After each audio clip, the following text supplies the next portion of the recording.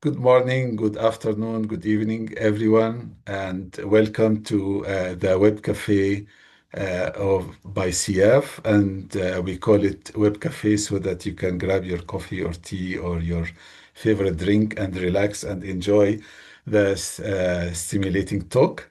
We have these web cafes 4 times a year, and they are usually planned and organized and moderated by Marwa Dabay, the Vice President of CF.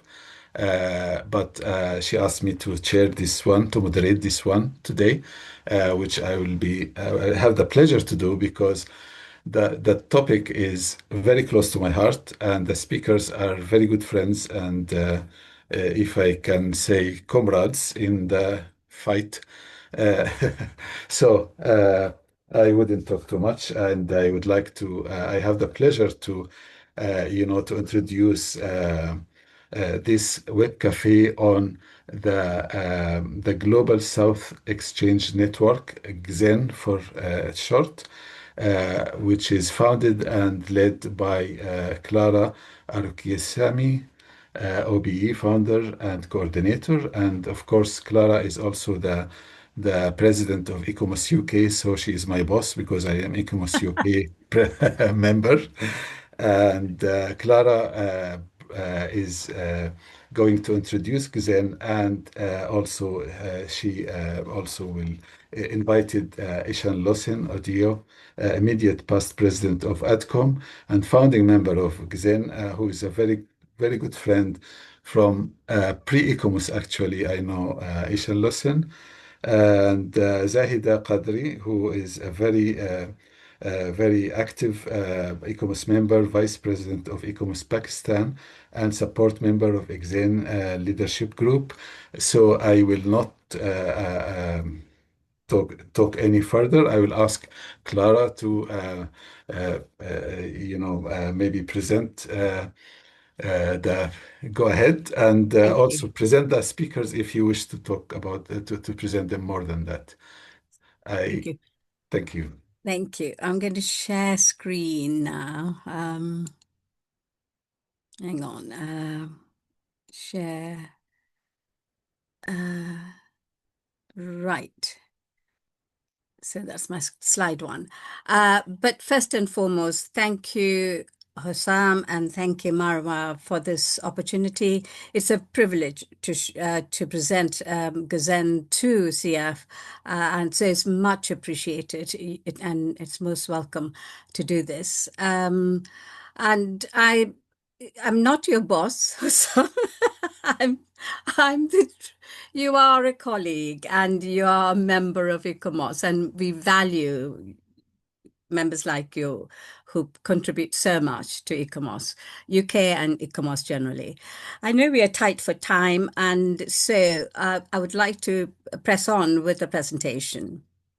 And welcome to all the colleagues who have made time on a Saturday to come here to listen to us.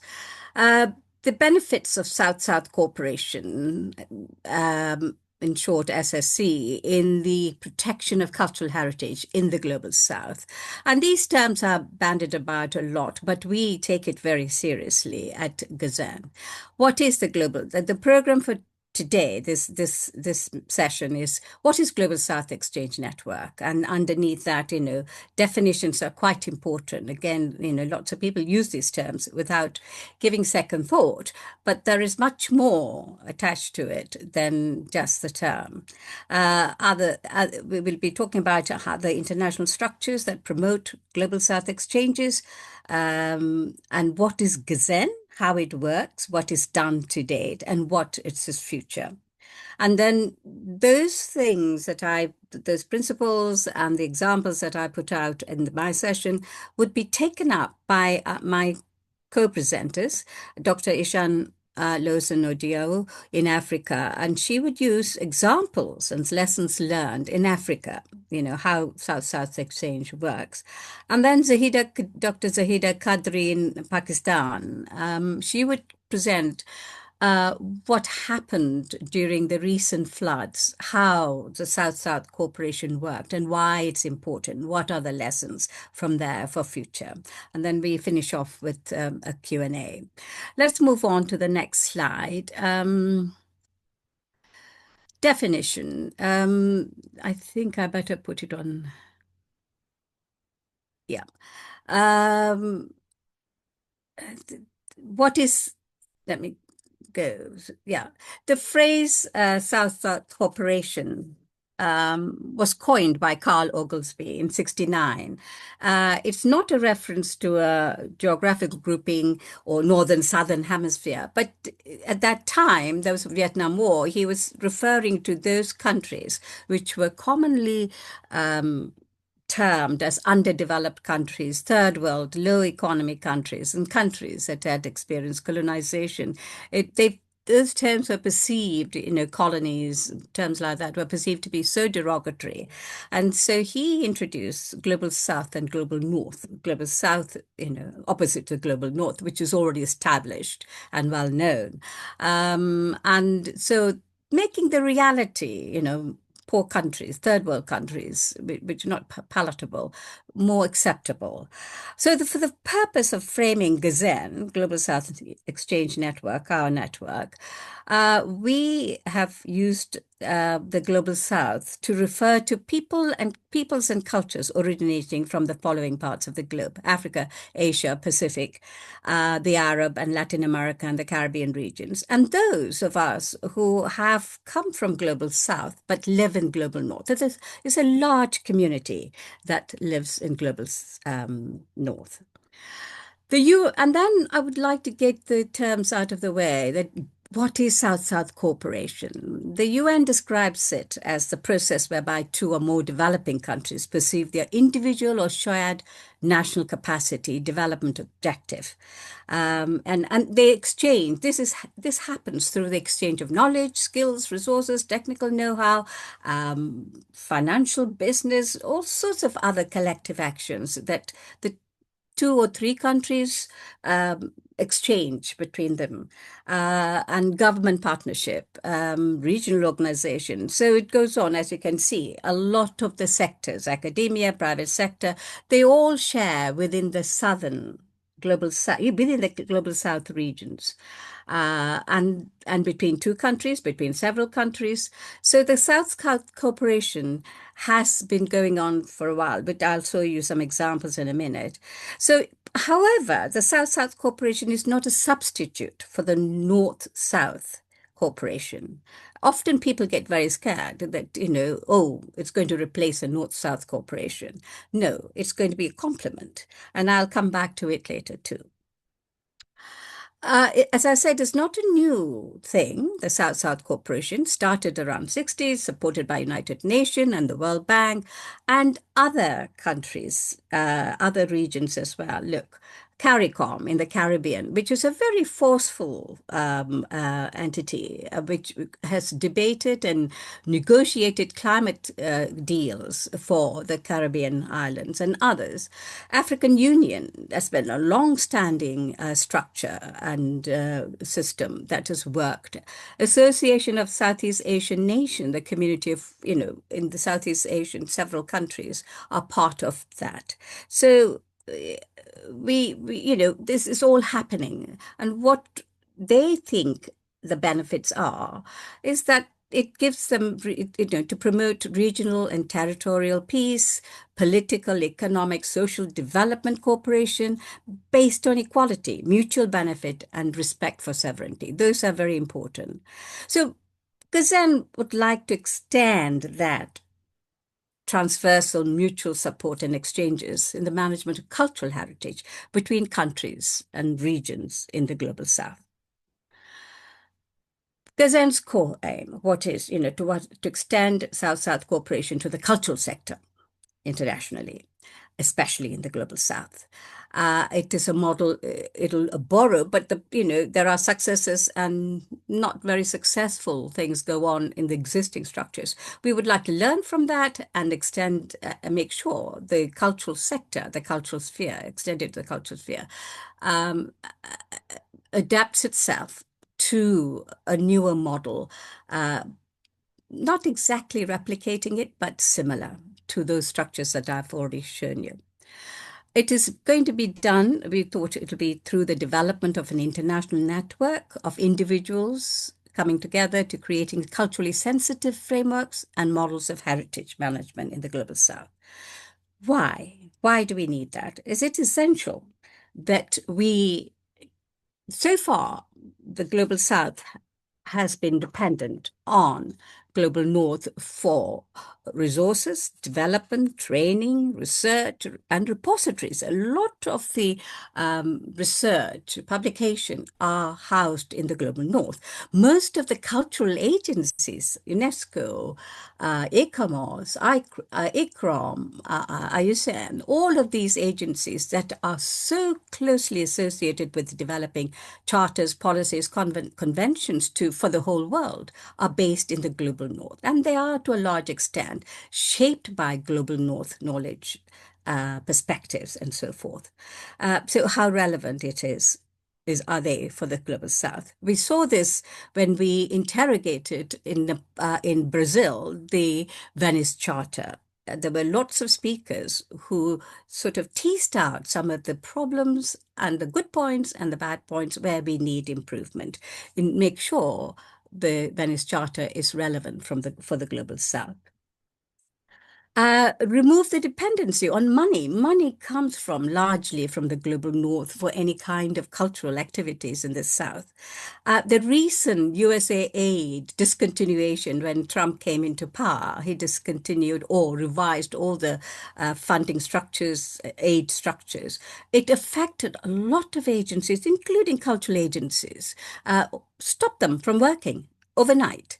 And that some of the Global South countries realize how dependent they are on Global North for money. And that made them rethink, maybe this is a good idea. We're now beginning to recognize we need to do our own thing, create our own funding, create our own resources, and so on. The rapid development digital technology, you all know how fast it's moving. We already, digitalization of cultural heritage is led by the North, and the AI will make it even more easy for the Global North to do that. The Global South will be left behind because it hasn't got the infrastructure, it hasn't got the capacity, and so forth. Let's move on. Why continue? What else? We have to change concepts, skills, knowledge transversally between the countries in Global North because they have the shared experience of empire, colonialism, conflicts, invasion, and occupation, and their legacies are similar. There's strength in that to understand it and to try and counter it and build on good models to express their own version of culture and heritage. They share borders, landscape, terrains, cultural significance. As a shared understanding of legacies, cultural significance are important in managing those things and developing alternative and culturally sensitive models. They need the space above all to define, and we haven't been able to talk to each other much, discuss, debate, fight it out. What is our culture? Where we are headed to? That space has been lacking because it's always been north-south definitions. And therefore, it is important for them to have that space with appropriate support from the Global North and they need to debate and discuss and create on their own terms. It has been, the 72 Convention, 2003 Convention, they all have been based in the North, shaped in the North, and then imposed. And we see this debate continuously. It's not relevant. We need to change, so forth. And I've already said this, that's not to replace the North-South cultural soft power will still continue. And there's a lot of emphasis. The world order is changing so fast, and cultural diplomacy and soft power is being touted as the next best thing. it has always been there, but it has become more brought into sharp focus. So GSEN, its formation and structure, we launched ourselves. 9 of us got together. It's soon after the Palestine war, not war, the conflict, occupation, whatever people call it, but it's definitely not a war as such. In 23 that happened, and we came together. It's not just about Palestine. There's Congo, there's Sudan, there's Myanmar. There's a lot of genocide and conflicts happening, wars, disasters happening in the global south. And we need to give it exposure, and ICOMOS needed to talk about it more and create space how those things are managed. And there's also criticism that global north and global south, the management of conflicts are different, therefore there are double standards. So we needed to address that. So 9 of us came together. Hossam is one of them. Ishan is another one, and Zahid has joined us subsequently. We bring in 100 more years. We're not that old, but it's just together we have 100 years or more of experience and skills in all of those areas that I've listed under bullet 3. And we are volunteers, so we're committed. And current membership is about 40, and it's growing continuously. And there are lots of young people wanting this, wanting to renegotiate, rethink cultural heritage in the global south. What have we done to date? We set up the network. That took a lot of time. We all are volunteers, as always in ICOMOS. We volunteer our time over and beyond call. We have decided raising awareness in the global north and global south was an important element of our work to understand, because people get so upset about global south. Why do you need a network? We are a single family. But we haven't had the space to discuss global south issues. So this talks, presentation, organizing lectures, all of those things have happened. And the recent webinar, which Professor Kumsier presented recently about the Palestine situation, that was one of them. And I've done sessions in Liverpool University, EPWG Africa. So it is quite active. People are buzzing, people wanting to know more about it. So it's generated interest both in the north and the south. It's about connecting individuals and groups within the 5 regions I've outlined earlier. That's another key purpose. And passing on our knowledge and capacity by involving younger generation into GSEN's work so that they understand and they have their own views. The next generation have their own views about how they want to manage cultural heritage in the global south. We've created a LinkedIn page and YouTube channel, and these are available. So what are the benefits for ICOMOS? If we look at the current membership in ICOMOS, 2% in Africa. The Arab states are even less, the blue, 2%, the same as Africa. Asia Pacific is 21%. But the whole population, 80% of the population lives in the global south. So that's not a very good representative example. We need to improve representation. And when we create policies, international doctrines, we cannot simply hold up and say, this is an international document when there hasn't been that kind of input from the global south. 54% or more of the people who create those documents come from global north. Where is the global south perspective in those documents? How can we improve the membership numbers so that we truly have charters, documents, principles, policies that reflect the world, or other means of reflecting the world? GSEN will also advance the international conventions on behalf of ICOMOS, the 1972 Convention, Sustainable Development Goals, 2003 Convention for Intangible Cultural Heritage. they would have the opportunity to relate it to local level and make sure that it's evolving in a way or adjusted to meet the global South needs as well. And then pace a path to the colonization agenda, which is so critically needed. It is not about being politically correct. It is about us working as an international organization. Um, Let me go back. You know, one of our the USP of ICOMOS is it is international. There are many other agencies who can do ICOMOS's work easily, but the true USP is that we are international. We come from all over the world together to create international standards, and that is what we need to remember all the time. I think I have finished what GSEN is. So I'm going to introduce Ishan Lawson. She's also a founding member. She will present examples of South-South cooperation in the conservation and restoration of vernacular architecture in Africa. And the most important thing is lessons that we learn from it for the future and also currently how we work together.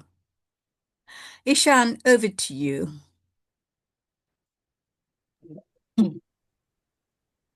Good day, everyone, and thank you very much, Clara, for the introduction. Thank you very much also to Saya for the opportunity to be able to share experiences on Global South collaboration in heritage conservation. So I'm going to be sharing my slide. I'm going to be sharing my screen very quickly. And then I go on to the presentation. Okay. So my presentation is going to be based on an example of Global South collaboration for a conservation project that we carried out in Nigeria. And it's about the fact that it goes beyond borders and it's more about historical links in a geographical region. So you will recall that Clara mentioned the need for us to think about, the Global South collaboration more from the perspective that it is feeding into an international cooperation system rather than thinking of it as something that is threatening to international collaboration. So in this particular situation, what we had was it was a financial and technical collaboration with funding from the Global North, very specifically the Gerda Henkel Foundation in Germany. So we responded to a call for proposals and we designed at the level of ICOMOS Nigeria, we designed the entire program, and it was going to be fully implemented using Global South human resources and technical knowledge. So it involved there are two aspects to this collaboration. We had the hands-on training and we had the conservation training itself, the conservation activity itself of this historic building that you see in my background picture. So let me give you a little bit about the building, which is at the center of this collaboration. The St. Bartholomew Church is in Wusasa, which is a twin settlement to Zaria in Kaduna State in northern Nigeria. So it's in the Sahelian region, in the Sudano-Sahelian region. Today it exists in a compound which houses two church buildings, the old building, which is the one you see on the screen, and the new St. Bath Church building, which is today the standard concrete building. So our focus is on the old earthen building. A little bit about the history of St. Bath. St. Bartholomew Anglican Church building in Wusasa was first built in 1929 under the direction of the Right Reverend Guy Bullen, who was the presiding priest at the time of the Anglican Church in that part of Nigeria. He commissioned the Sirkin Maginan Zazao, who was the head of the builders in Zaria, because there is a traditional guild of building of masons in Hausa society, and so he asked the head of the builders to construct the church. First of all, here we have two things. First, Zaria is this, we're in northern Nigeria, which is a large part of the population is Muslim. You have a Christian cleric requesting a traditional builder who comes from a different culture to build a church. Now, what happened was the man used his knowledge of his traditional architecture to build a building that responds to the liturgy of the Christian religion, as you can see in the plan on the screen also. So it's a cruciform church in the from the Anglican tradition. So this church is one of the oldest of its kind in this part of Nigeria. It was constructed in the traditional house architectural style using the indigenous construction technology of builders and adapted to the church architecture. So the earth walls are approximately 600 millimeters in width, while the earth domes and arches were reinforced with wood from the palm tree and the Borassus ethiopium. The earth domes were plastered with earth and drained through gutters in the parapet earth walls and capped at each corner of. So you I don't know if you can see my. So here we had the parapet walls which hide the dome behind, and within the building it was vaulted, and then you had this traditional what we call the zanko, which is part of the traditional um, um, Hausa architecture as a decorative feature. Now, note that there is a difference between what you're seeing on the screen and what you see behind me on on the Zoom. So now how do I move my thing? So over time, that building that you saw in the previous slide morphed into the one you see on the left hand of your screen, which is to say that the dome was covered with um, a metal roof to protect it from to reduce the frequency of the annual maintenance that was required of the church building. Because it's an earth building, every year it had to be plastered over to renew the building.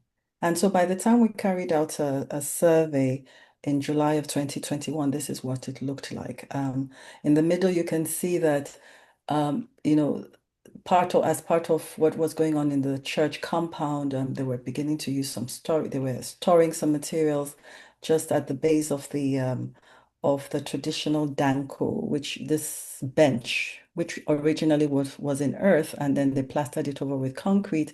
And so you have this kind of storage things that were going on, which also meant that there was some water retention at the base of the buildings. And now, because of the poor fittings that were done with the roof, there wasn't enough overhangers also over the earth walls. The buttresses were also being eroded. This was in 2021. A year later, when we started preparing to actually begin to mobilize to site, we saw that that the church had, done they were now beginning to add a hard pavement all across the church compound. So that's the new church building you see here, the concrete structure here, and it's just next to the church, the building that we were going to carry out conservation activities on. And the church had started adding these hard pavers to the ground around the church compound. We're a bit alarmed by this because it also meant that if this was introduced in the manner it was being carried out in the rest of the compound, there could be issues of water retention around the building. So it was agreed that within the next 1 year, we agreed with the church community that within the next 1 year, we'll start the preparation for the rehabilitation of the church building.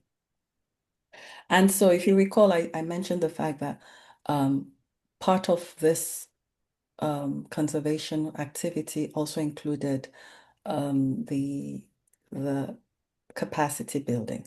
And so we brought in a master mason from Jenne, which is a World Heritage Site. The old towns of Jenne are completely built in earth. And we brought him down to Wusasa.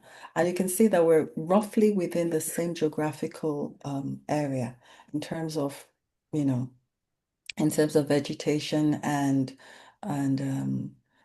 climatic situations, because we're coming from the interior Niger Delta, the interior delta of the Niger, down to somewhere which is a bit wetter, but still within the Sudano-Sahelian zone.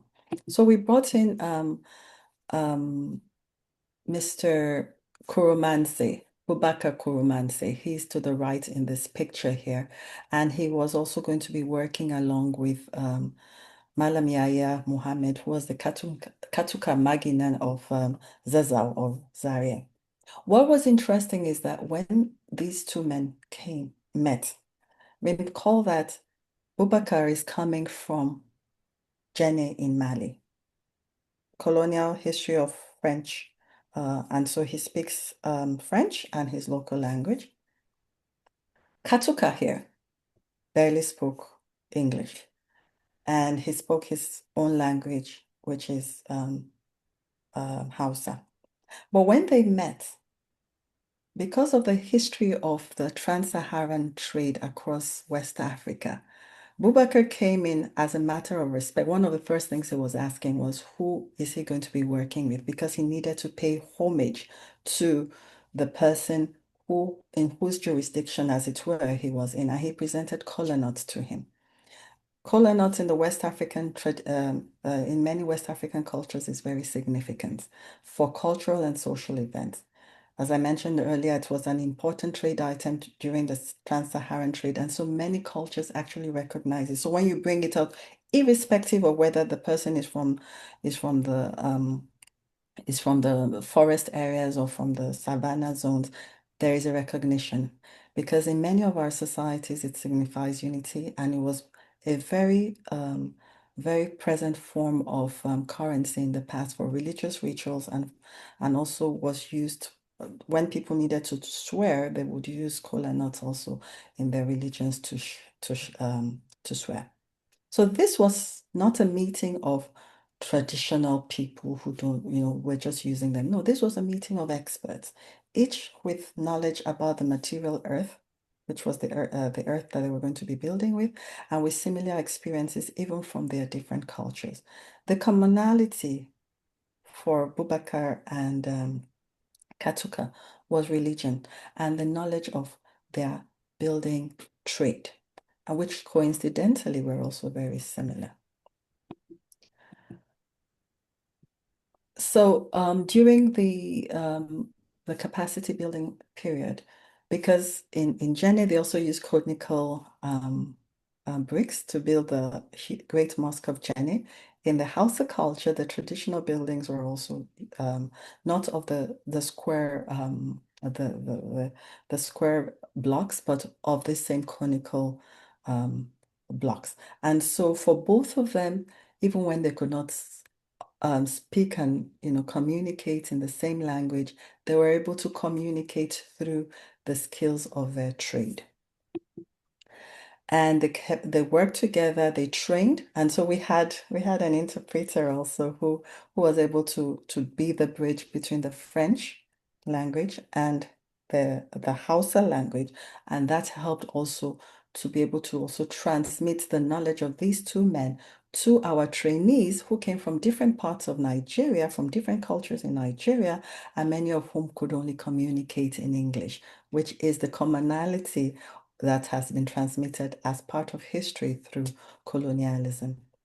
And so instinctively, they knew how things fit together through the commonalities of their cultural expressions. If you would just permit me a few seconds to share that expression of how the work was carried out. I'll just share a quick video here.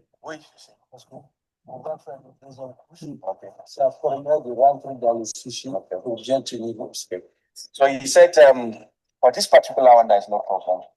The final layer or the finishing will fill in the cracks and it won't be well.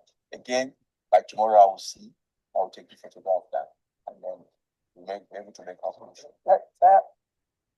So I am hoping that you got the sound, but if not, I will quickly explain what you just listened to. So that was Boubacar Kouroumanse from Mali, carrying out, explaining something in French, and that's Dr. Theophilus Chitu, who is transmitting his message to the trainees in English. And Dr. Chitu would also translate for Boubacar and Katuka from French into English, into Hausa, keeping in mind that Dr. Chitu does not speak Boubacar's language. So, but somehow we just managed to make it all work together. So by the end of the day, we had a church building that we were able to carry out all of the activities that we wanted to carry out in the conservation activity. We were able to do the training, we were able to restore the church. But for me, this particular presentation is not focused so much as the church, which is the canvas against which all of these activities were carried out, but as much as the collaboration that was facilitated through funding from the Global North, and how that collaboration was carried beyond borders between Nigeria and Mali, between cultures, and transcending language barriers. The power of cultural expressions was very important for us in carrying out a successful activity. And we're able to focus on the commonalities rather than the differences. And I think that is important as we go forward in enhancing South-South cooperation and collaboration in the heritage sector. I think the third step on the innovation and diversification of resource access to resources, that is the next step that we need to be able to really focus on. How can we diversify the kind of our access to resources, whether we are doing it within the South-South framework or within the South-South and the Global North framework. So thank you very much, and I'll hand back to you, Clara. Thank you. Thank you, Ishan Lawson. That's very, very comprehensive in terms of the shared knowledge, expertise, language, understanding, so eloquently demonstrated in your presentation. I'd like to now swiftly move on to Dr. Zahida Qadri, from Vice President of ICOMOS Pakistan. She's also an executive board member of ICOM Pakistan and ICOM International Committee for Regional Museums. She's involved in cultural preservation for the past 12 years and is a heritage specialist, director of excavation at the Antiquities and Archaeology Department, Government of Sindh, Pakistan. Her interests, migration, particularly the gradual erosion of indigenous traditions following resettlement in new regions, the promotion of public archaeology, community, and public perceptions associated with cultural properties through the exploration of folklore traditions of sites. Zahida is a support member of GSEN's leadership group. She will outline why South-South cooperation is critical in countries like South Asia and Southeast Asia, where the sustainable development goals are a challenge, where there are floods, fires regularly or annually or more frequently, which put tangible and intangible cultural heritage at crisis. So over to you, Zahida. Thank you so much, Dr. Clara, for this detailed introduction. And I'm really grateful to you, to Marwa, and to ICOMOS committee for inviting me for this panel. I am trying to share my screen first.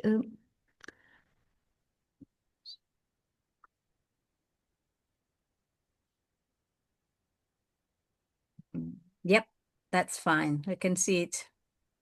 Okay, no, it's working. It just happened that when I shared my screen, most of my images was just disappeared. I was so confused that what's happened, but finally it's working. So when I first learned about the GSEN, it was so interesting for me that how cooperation and collaboration could be enhanced between the global South, because we are not only sharing cultures, but our customs, foods. There are so many things. Also, the challenges we are sharing at the same stage. So that's why when I was making my presentation, I found this title very interesting, that shared vulnerabilities and shared solutions.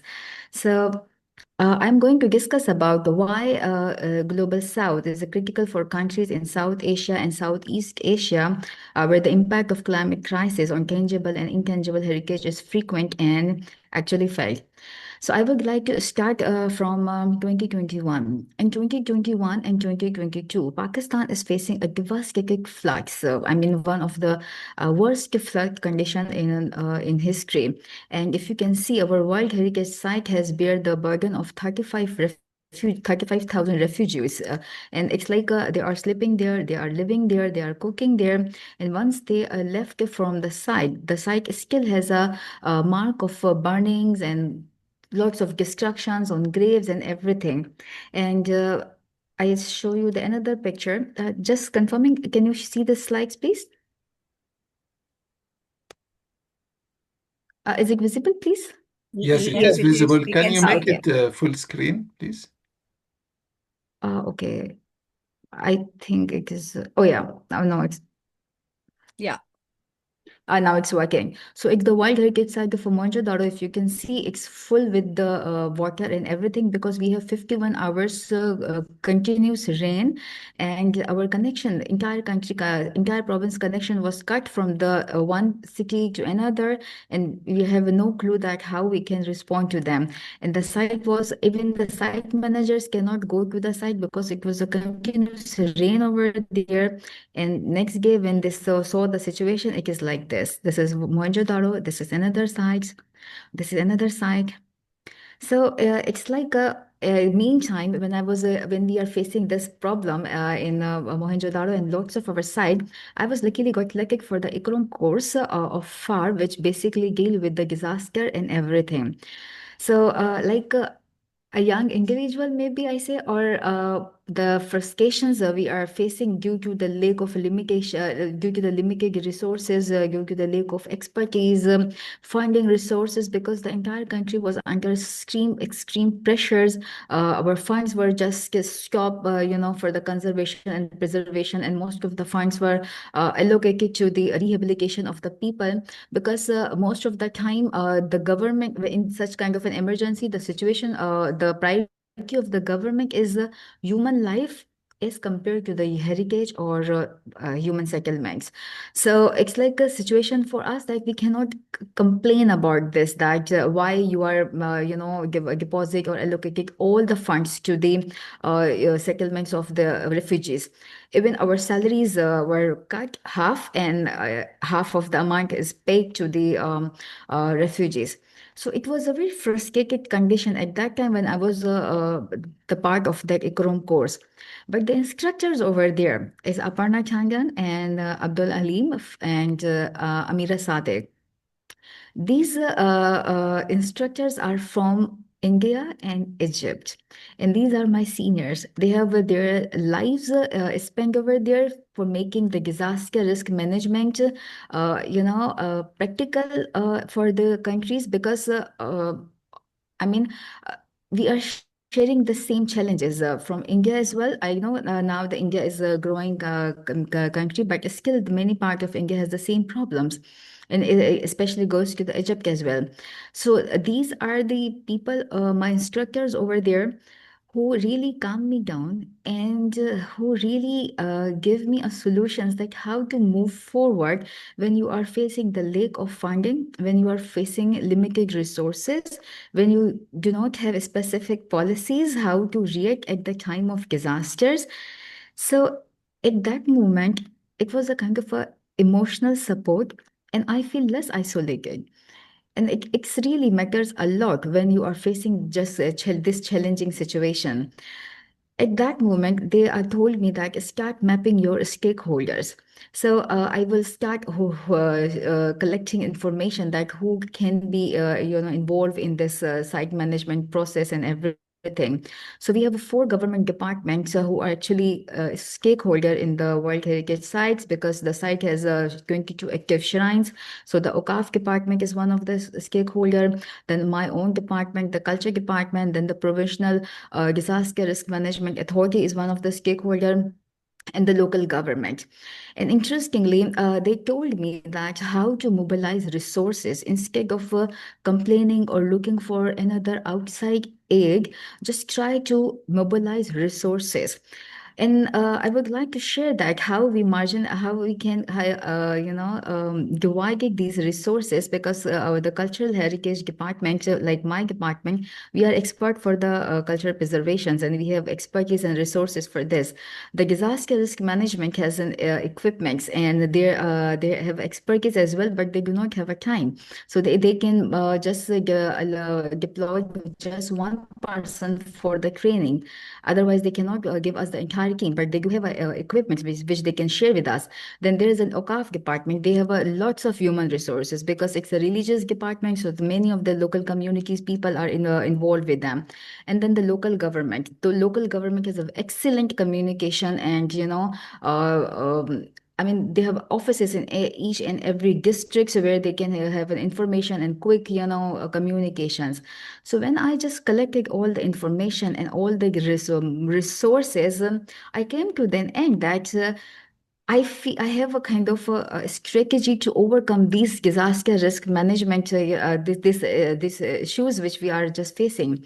So together with 4 government departments, with ICROM and the Egyptian Rescue Foundation and Aleph Foundation, we are able to do the stakeholder mapping, which I did. And then we start a project about We Connect Makli. Makli is our World Heritage Site, and We Connect is like it's connecting all of us with the World Heritage Site and give us a kind of opportunity to work together.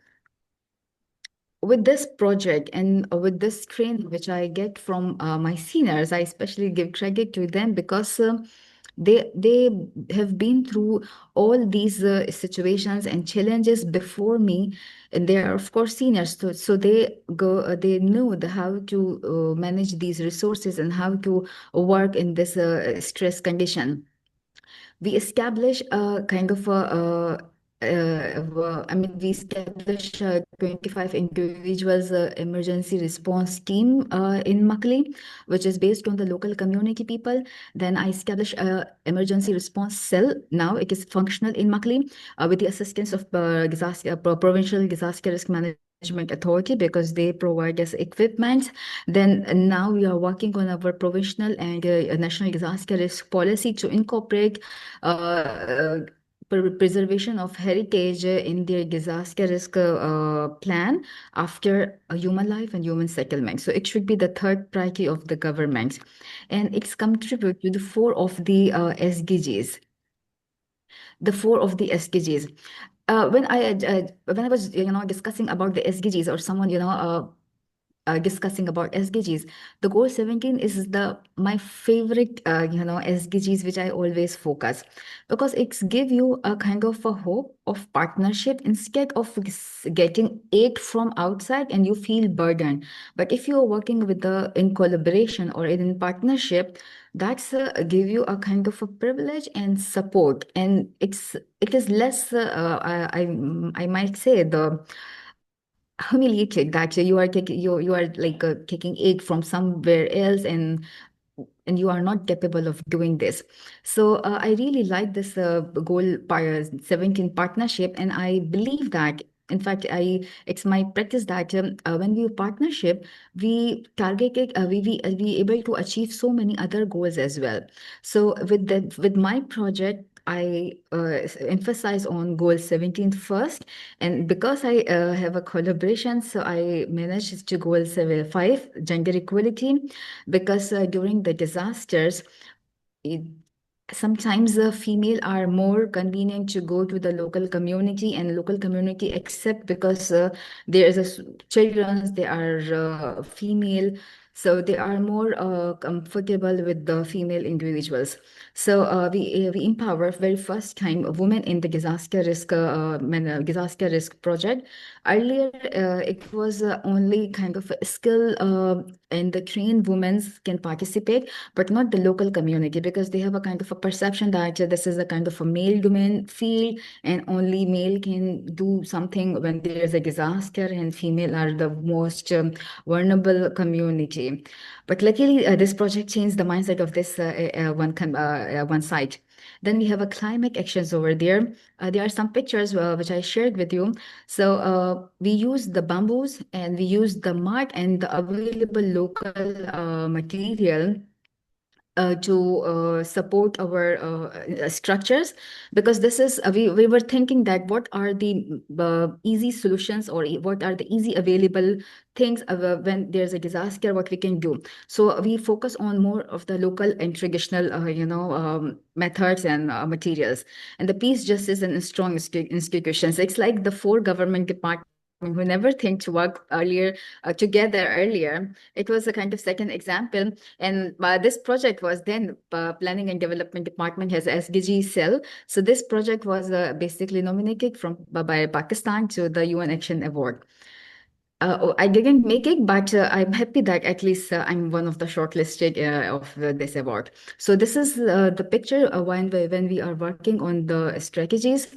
We involve all the scouts, students, social activists in this project, and we use most available material for the preservations. So, this is, I mean, this is one of the success.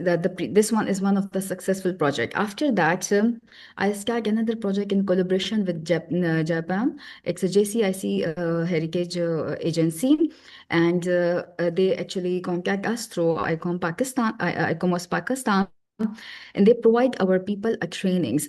Again, I'm talking about the mobilization of resources, the equipment for the structure and stability we do not have in Pakistan. So really, they help us a lot in identify if our structures are stable or no. Do we need any kind of mitigation measures for the structure, or we need to focus on some other things? So luckily, the structures are stable.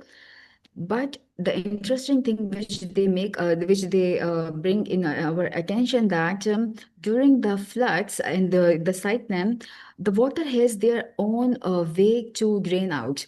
So they ask us to focus on these drain marks. So for the future, you can make a drainage, and for the next time, if there is a heavy rainfall, this is the natural drainage system when water will be drained out. So now we implement these things in our World Heritage Site in Mohenjo-daro, and this year when we have I mean, in 2024, when we have a rainfall, the entire water will be drained out through the natural drainage systems. So this, we learn from the JCIC Heritage Agency from Japan, that in 2024, when I was, been through with all these struggle and everything, ICOMCC invite me for one of the solidarity project. It was a community training project for the establishment of the heritage conservation in Africa. So because I was the chair of International Committee for Regional Museums, so we funded for this project, and this project is the collaboration of 15 international committees of ICOM and 15 international and national committees, which include ICOM Nepal, ICOM Pakistan. Then there are so many other committees. I'm sorry, I forget name.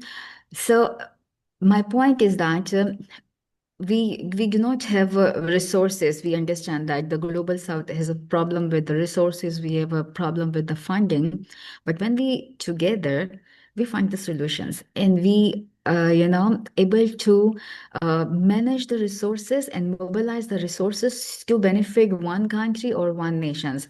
So I was working on the agent of victoriation in this project, And when I have a conversation with my colleagues in Africa, and when I told them that we use a kind of neem tree leaves for the preservation of manuscripts, which is a traditional one, I was so wondering because they told me that this is the same thing their ancestors are using for the peas, and other insects.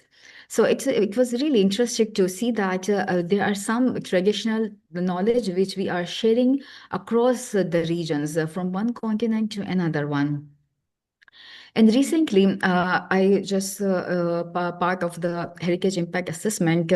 It's a project held in Thailand in collaboration with ICROM and Southeast Asia. And if you see, we all participants are from the Southeast Asia and South Asia. And we discuss about mitigations measures and heritage impact assessment. So when we sit together, five people from the five other countries, and we discuss about the measures, what we can do, it's like sometimes we feel that we are in the same, same boat. But when we sit together and we discuss about that, what we can do in context of Thailand or in context of our own countries, it's amazingly we found solutions. With one person has some idea, some other has other, and then the discussion.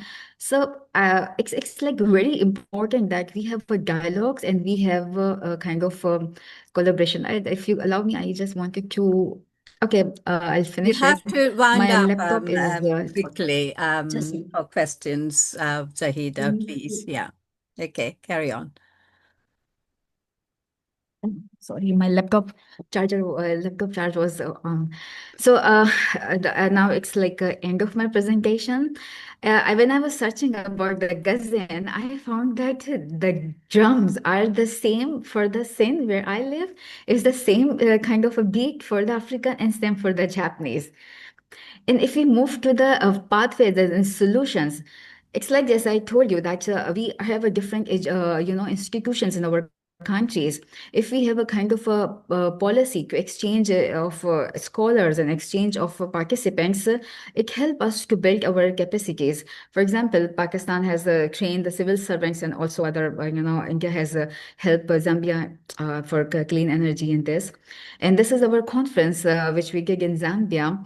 It was we initiate 4 trainings for the museum professionals over there. These are all the professionals from Africa and Asia.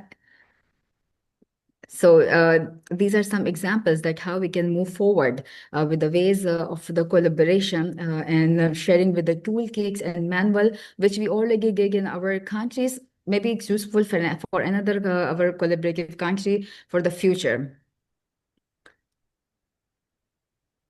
And this is my last slide. When I go to the Zambia, the pink one is the basket, which is used in Pakistan, and the other one is the basket, which is used in Zambia.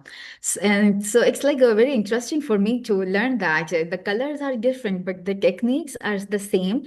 And also it is done by the woman. So it's interesting to see that we have a kind of a cultural connection, and maybe in future we can have a kind of collaboration or exhibition about some community lead projects over there. So thank you so much. I think I take more minutes than 15 one. I think so too. Never mind. It's been all very good information for us sitting here listening to you. Excellent presentation, Zahida. How much shared culture there is between the countries in Global South.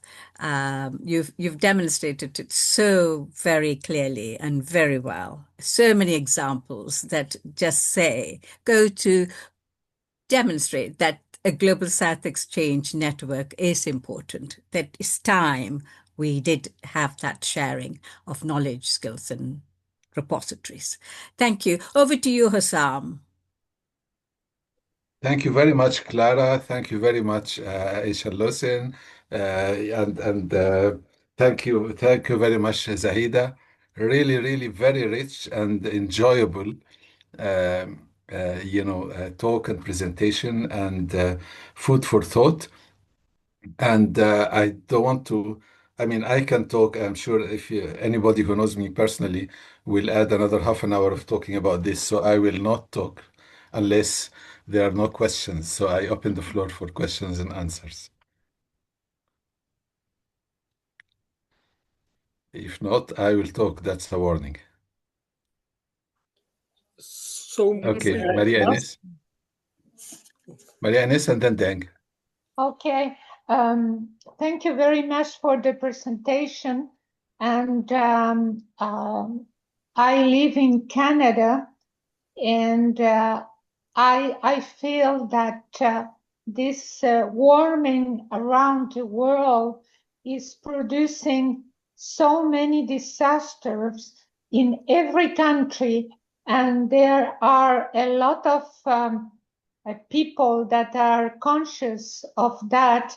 And instead of being after the fact, we have to think together in a way of preventing and getting a real analysis of the situation of each sector that is at risk, and instead of going and helping each disaster is preventing the whole thing. But for that, we have to have governments that are conscious of that, and they put the effort of professionals and people on site to get the right analysis of the situations, and perhaps to declare that in a country, because of the geography, you have certain sectors that will be more at risk than others. But we have to think that this analysis, it has to happen before, instead of going and running disaster by disaster. And that is a position that every country, in my understanding, have to realize and analyze before it happens. And in this way, we have to be all together and collaborate with the experience of each country. Thank you very much, Maria Ines. Yeah, I give the floor to Deng before I allow for comments maybe from the presenters. Deng, please.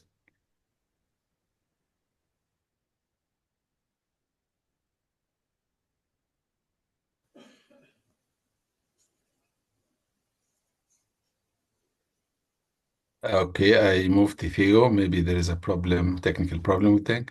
Theo? Okay.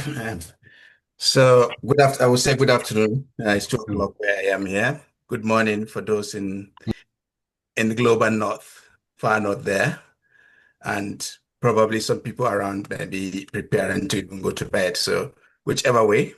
I must start with saying thank you to everybody, starting with the chair, Hossam, for chairing this meeting and for the organizers. And also thank you to Clara, our boss, because I'm also one of the ICOMOS UK.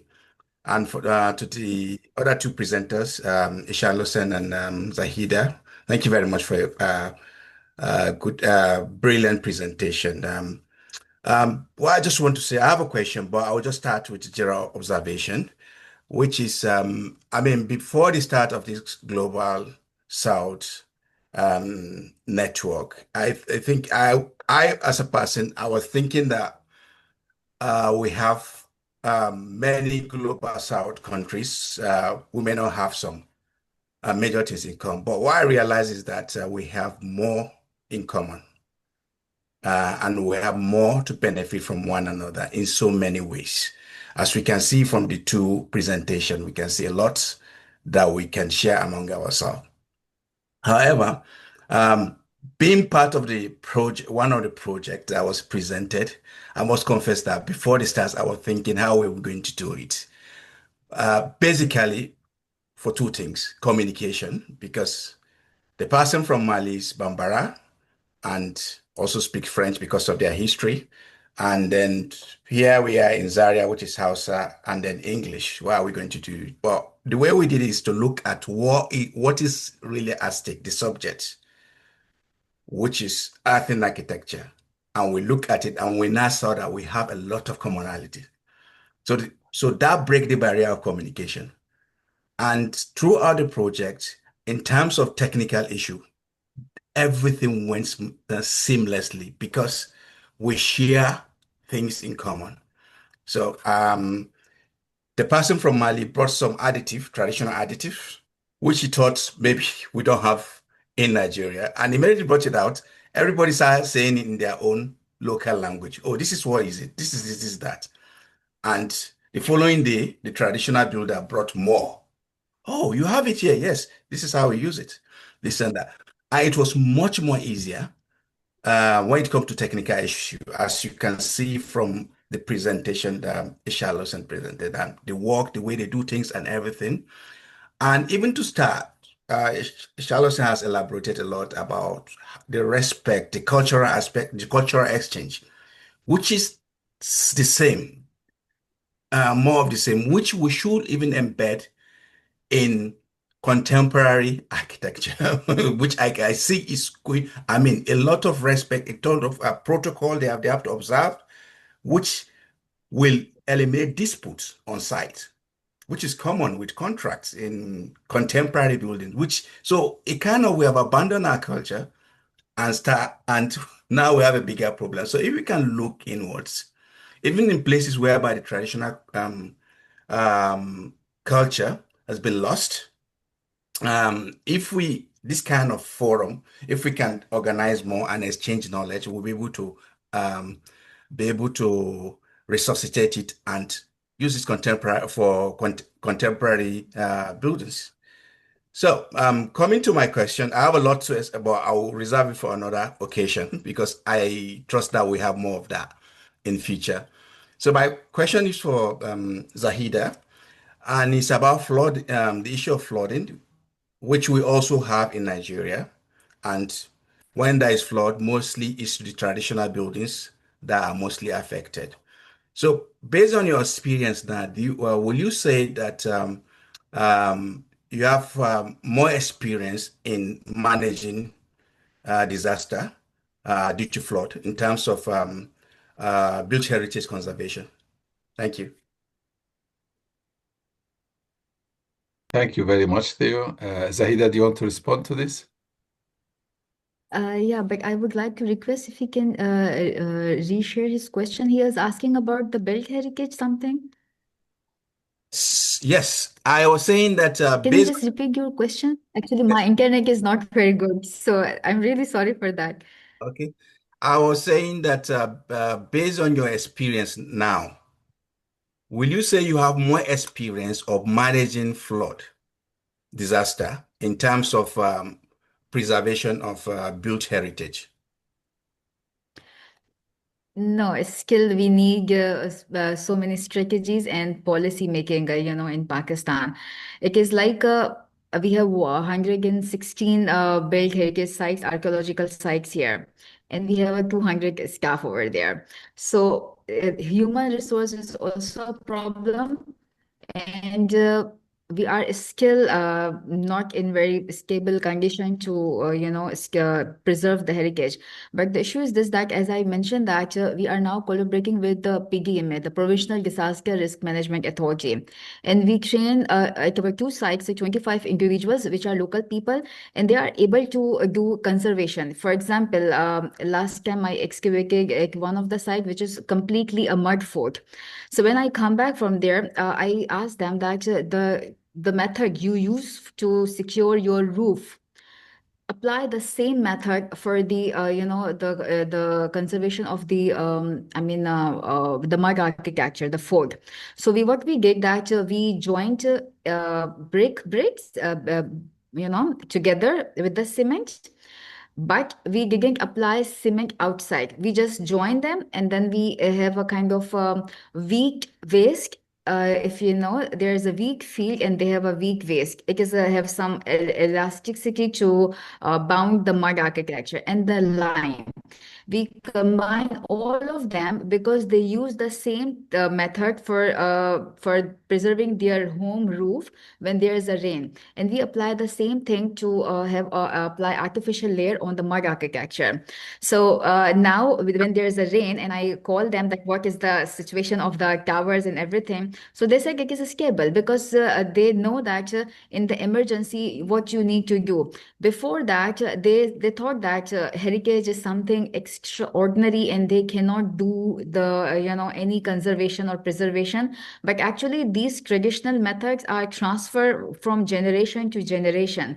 So it's very simple. It's a simple the method of dealing and simple the method of educating them.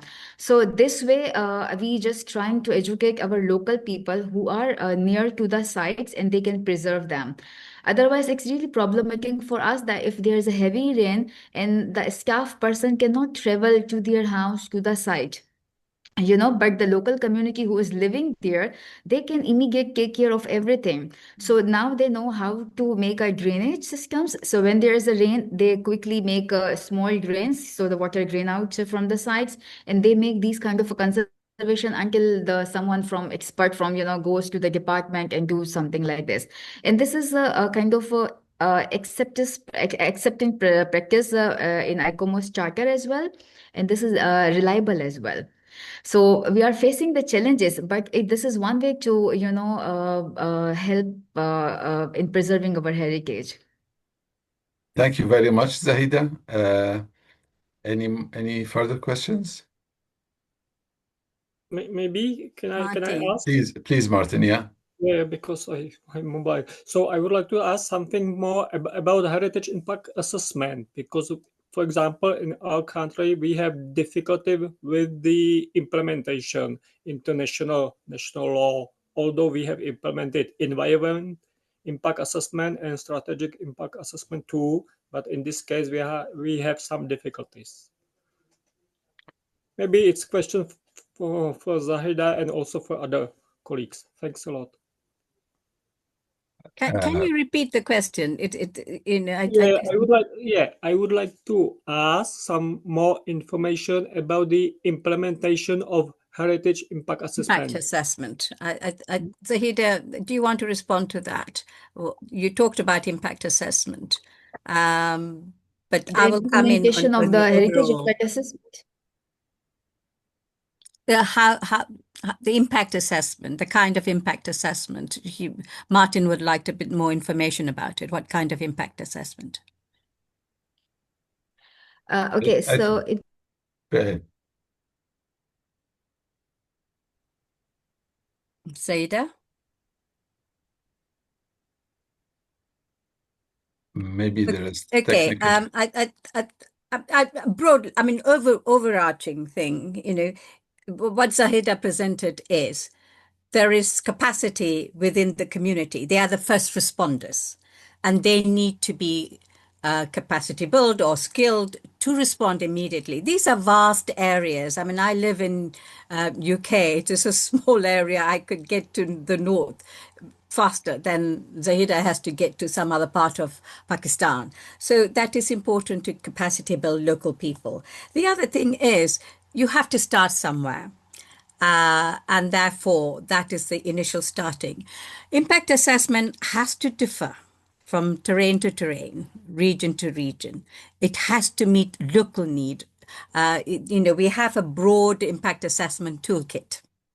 How do we adapt that for the Global South, different countries in Global South? Just as how we adapt the 1972 Convention, World Heritage Site Convention, for Africa, for example. They've had 2 conferences so far. How do we implement?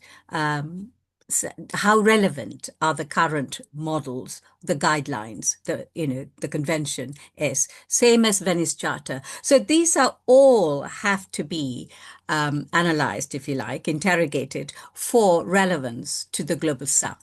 And out of that will come another view or modification, suggestion for modification, which would make the international policy relevant. We talk about universality. That is not true in practice. So we are contributing. A global South perspective, global South model contributes towards universality, accepting that all policies need to be reevaluated for local implementation. I wonder if that helps you. The detail of the assessment, I don't know what happened in Pakistan. But even in Europe, impact assessment, first responders are not skilled up to meet immediate reaction to floods, to fire, to disaster. That is where, I mean, my first conference when I became president was putting the community in policy, not policymakers, the community at the heart as the first responders and contributing or managing climate crisis. That's important. And also the Sustainable Development Goals. There is a huge issue about how relevant they are for the Global South. The COP30 always talks about it. And the CARICOM, which I mentioned earlier, the Caribbean structure that brings all the Caribbean countries together, they have been asking for financial support to counter some of the disasters and how some of the climate change are contributed to the crisis by the global north, and how do we offset that kind of responsibilities? Who has the responsibility? Where does the money? Climate finance, as they call it. I'll stop there. There are other people with their hands up. So I think Ishan Lawson first. Ishan? Yeah, thank you very much. I just wanted to very quickly comment to if I understood Martin's question about impact assessment. Impact assessment, environmental impact assessment, there's a global methodology that's been in place since the early 70s. And we all know the history of impact assessment having come out of the Abu Simbel campaign with the construction of the Aswan Dam in Egypt. So there is this global methodology that exists. And I think part of the crisis in the heritage sector is addressing this thing we have created called heritage impact assessment. Meanwhile, many of our countries have environmental impact assessment legislations and regulations and everything that recognize that culture is part of the environment. And so it is a bit it's a bit conflicting when in the heritage sector we create this thing and then we say that we have to have another permitting process because it's about heritage. And that means that we are removing heritage from the integral part of environment when we try to do that. And so what we often see is that heritage impact assessment, I have done one or two myself, and what I have seen is that the skill set is not in the heritage sector to determine how, for instance, changes in chemical balances or in environmental situations will impact on the heritage, right? And so I advocate personally, and this is just me saying this, I advocate that impact assessment on heritage should be carried out as an integral part of the heritage of the environmental and social impact assessment, because then you have a fuller understanding of how a development project will impact on that heritage resource. So that's one ball. The second ballpark is when you're having because the HIA thing came out of the whole World Heritage. ICOMOS developed it around World Heritage to respond to World Heritage. Now that's a difference also, that's another ballpark figure. But oftentimes we find out that many of the activities around World Heritage sites are major construction, major infrastructure. So I still advocate that it happens within the context of the ESIA. If, for instance, it is just something that is happening within the heritage site that is being managed by the heritage community itself, then you would talk about a heritage impact assessment, because oftentimes you find out that the threshold of those development activities that are being managed by the Heritage Authority fall well below the national threshold that requires an impact assessment to be carried out. And so there, the heritage and community has the final say on what they're doing within their heritage boundaries, right? But when it is a bigger thing that involves several stakeholders, I advocate that we carry it out in the broader frame of things, because then we can have a very broad-based impact assessment, and we can come up with very specific mitigation measures, including mitigation against impacts on the heritage, and that we can make sure that those mitigation measures are paid for by whoever is carrying out the development activity. I hope that helps some. Thank you. Thank you very much, Iselos. And that's coming out of a great experience, I'm sure. And give the floor to Deng, and I think we need to wrap up within 5 minutes or so. Please, Deng. Yeah, thank you very much. I'm delighted. Very happy, especially with the topic itself, the benefit of South-South cooperation and heritage protection, which touched my heart. Actually, we are in need of these services. And then I tried to range up the element from 1 up to 10, including shared historical and cultural experiences. Also, the traditional conservation techniques, which is very important. And coming to the impact of impact assessment of what happened to the heritage side, especially in South Sudan here, we have a lot of indigenous knowledge has been affected by the flood, and then we should have a call for it, for safeguarding. And the issue of lack awareness, people are not aware about the significance of this indigenous knowledge, and the flood wiped everything here in South Sudan, especially in the rural areas where the indigenous knowledge is concerned. So I'm happy with the share presentation from Sister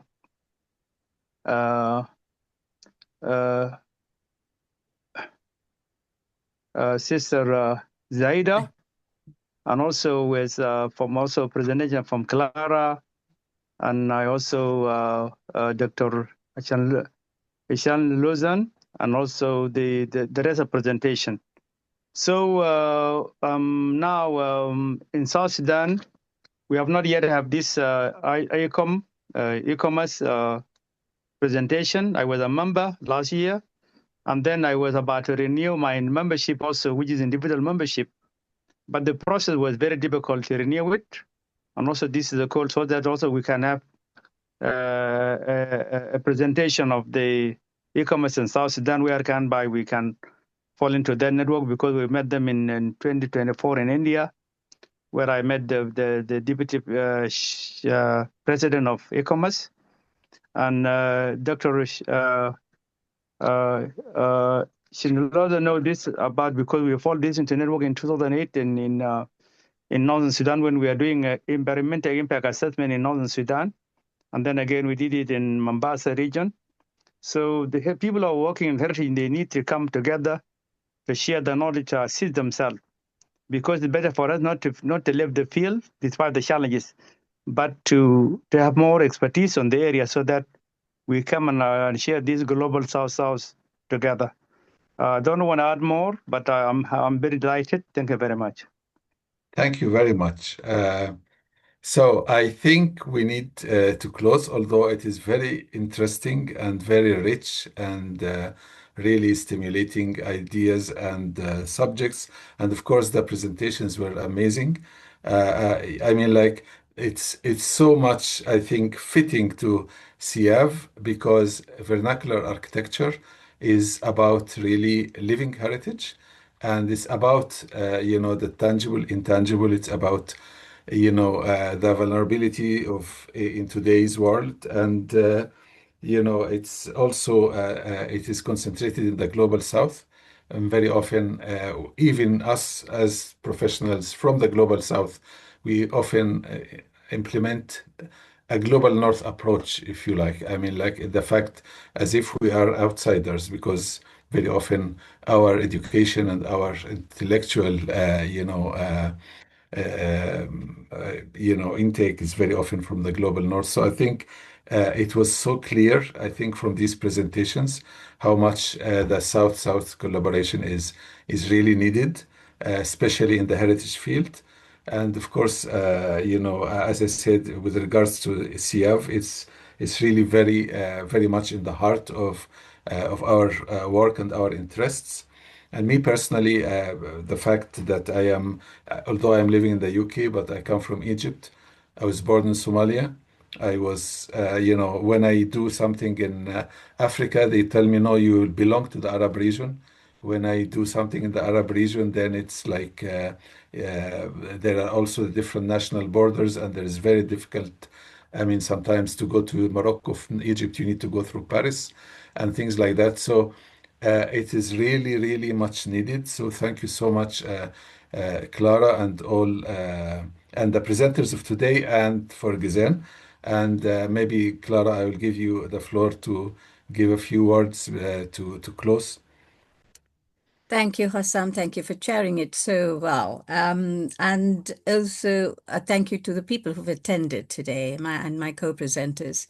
I think it is important, rather than, and often when we talk about Global South or creating a network within ICOMOS, there is an element of concern, anxiety, and fear that it is division rather than collaboration.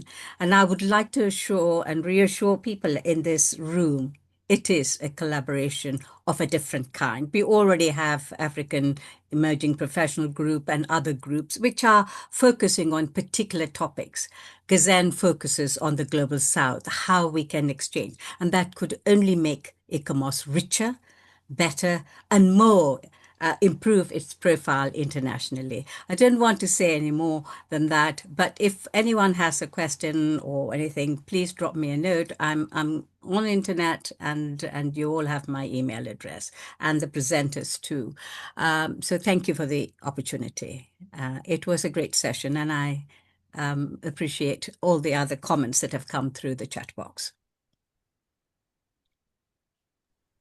Thank you very much, Clara. Thank you very much, Ishel Hussein. Thank you very much, Saida. And on behalf of CIAV, I really thank you for a very enriching web cafe. So enjoy the rest of weekend, everyone, and thank you so much for a wonderful time. Goodbye. Thank you. Bye-bye. Bye-bye. Take care, everyone. Bye. Take care. Bye-bye. Have a nice weekend. Thanks. Bye. Bye. Bye. Bye. Bye. Thank you. Goodbye and thank you.